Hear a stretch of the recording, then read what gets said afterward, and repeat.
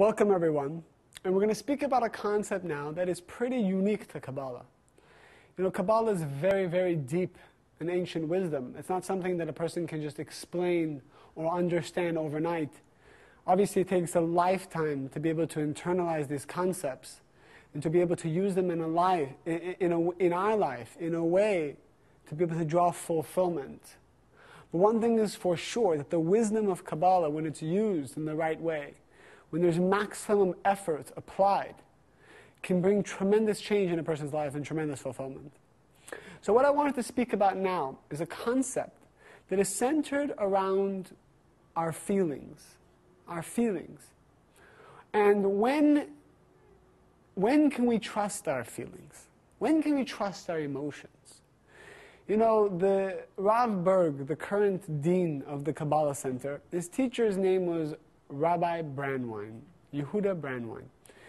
And Rav Brandwein used to share with the Rav a simple concept. Never trust your feelings or your emotions. But what do you mean? My feelings is seeming to be so real. You meet someone. Your emotions are overwhelming you. You feel such a connection, such a powerful thing. It's love, it's chemistry, it's magic. And of course, why shouldn't I follow my feelings? What, and I can't be happy? I can't be excited?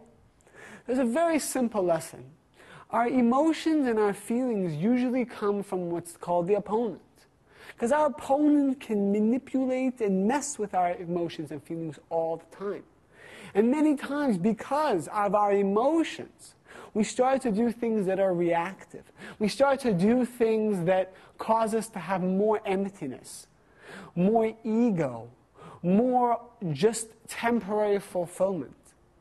The emotions are attached to the reactive system. So it's not bad to feel good about something, but we need to always remember, how do I balance all the energy? The fact that I have this tremendous light, this tremendous excitement, that's great. But if I just go off of that excitement and I just connect just with that excitement, I could do something very reactive that would disconnect me from the light. So what do I need to do? I need to inject what's called restriction. I need to inject what's called restriction. Now, when do I use this restriction?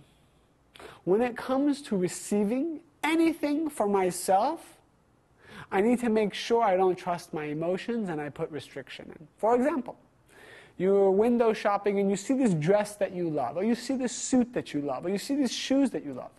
And your emotions get elevated and you have this desire, this excitement, and you want to buy it. Now, first question you need to ask is it receiving or is it sharing? It's receiving. I'm receiving clothes.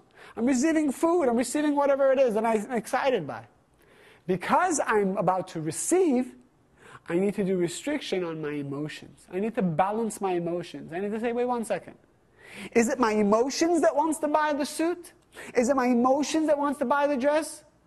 Because how many times have we bought something from emotion? And then 20 minutes later, 2 days later, we're looking at this thing that we bought. We're like, what is this? What is this thing that I have? I don't even want it. So who bought the suit if you don't want it? 2 days ago you wanted it. Your emotions bought it. And our emotions are running our life. If I choose to go into a relationship because I'm overwhelmed with emotion,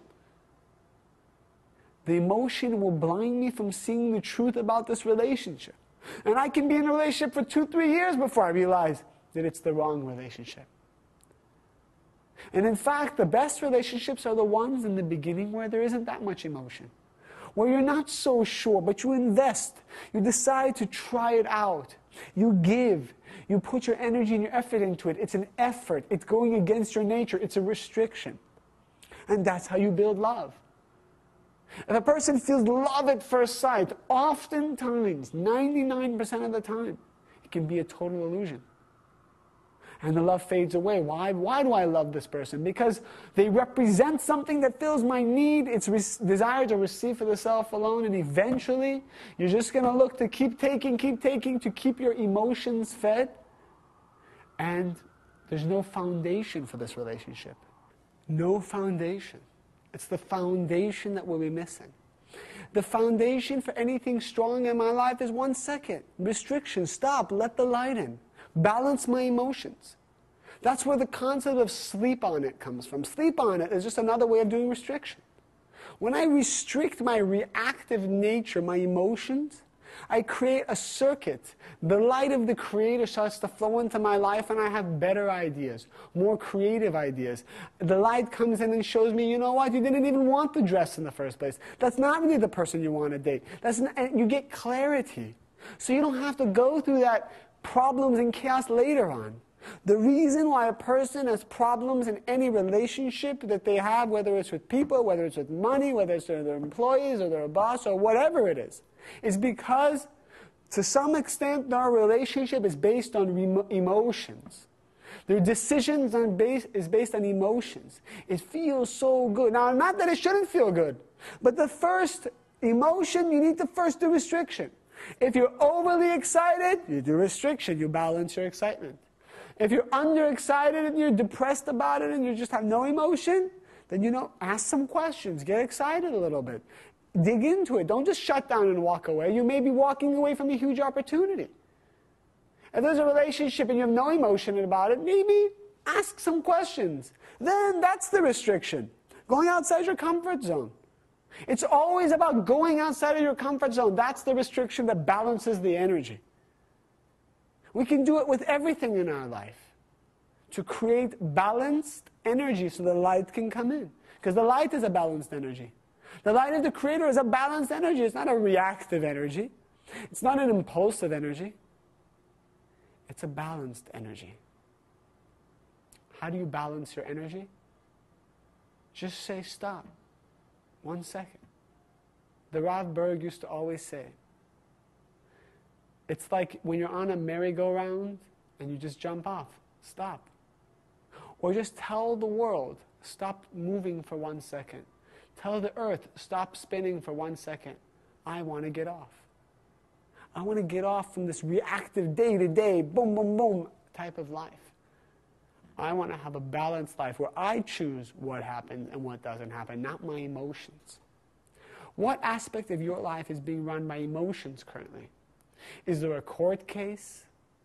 Is there a job opportunity? Is there a relationship where it's just all emotions? You get a phone call from this person and your heart flutters and you just call them back and it's all amazing and that's all reactive.